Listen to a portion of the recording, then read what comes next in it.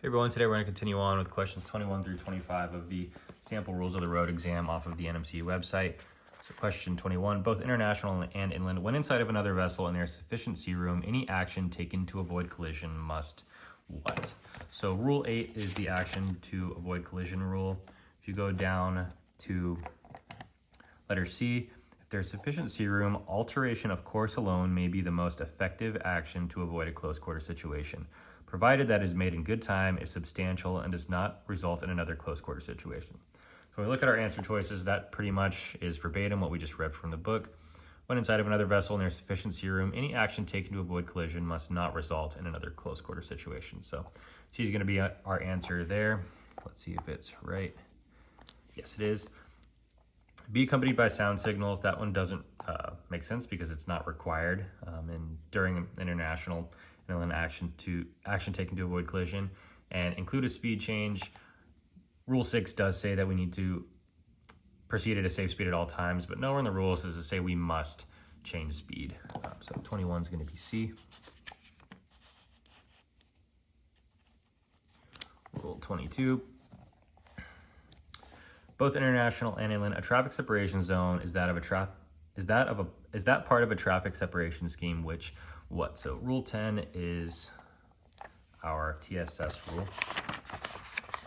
A vessel using a traffic separation scheme shall proceed in the appropriate traffic lane in the general direction of traffic for that traffic flow for that lane. So a TSS is essentially just a two-way road, one way going up, the other way coming down. So letter A says, part of a traffic separation scheme which separates traffic proceeding in one direction from traffic proceeding in the opposite direction. That is a pretty common sense question, a pretty common sense answer. B, C, and D don't really make much sense for the question, so A is going to be our answer there. Let's see if it's right. Yep.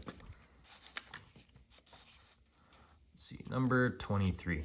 Both international and inland, when do the rules state that risks of collision shall be deemed to exist? Rule 7 is the risk of collision rule.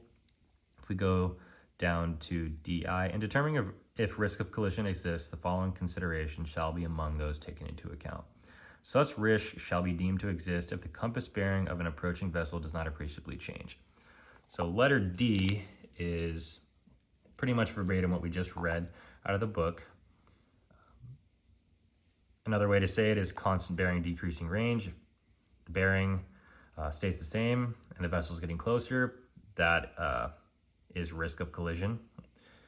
So if the bearing of an approaching vessel does not appreciably change, that's D. Let's see if that's right. Yep. 24. A wing and ground craft cannot comply with the spacing requirements for masthead lights. What is it required to do? So rule 31.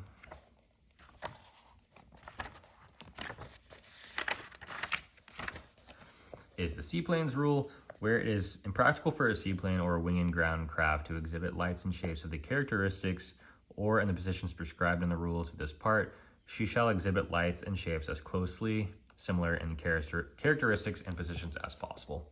So again, essentially verbatim what we just read from rule 31. Wing and ground's lights must comply as closely as possible as determined by our government. It's going to be A. Correct. And number 25. The masthead light may be located other than the fore and aft center line of which power-driven vessel? Let's see. So we go to rule 23. Here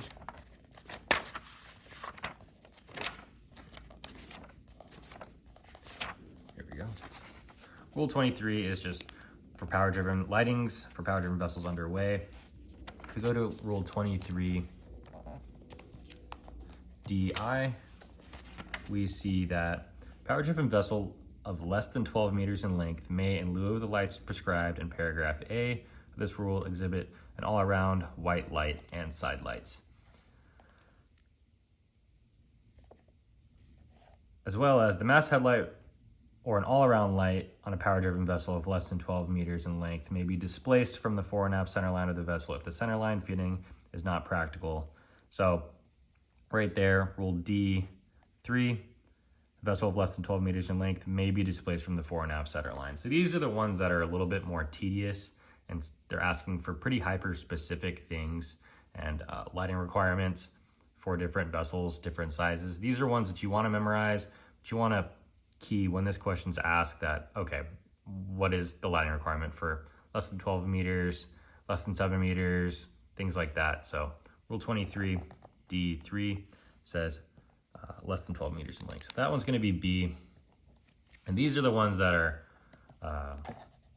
you have to do over and over again. It's either you're memorizing it or you're visualizing what it says in the rules when that question's asked. So we'll see if that's right. 25B.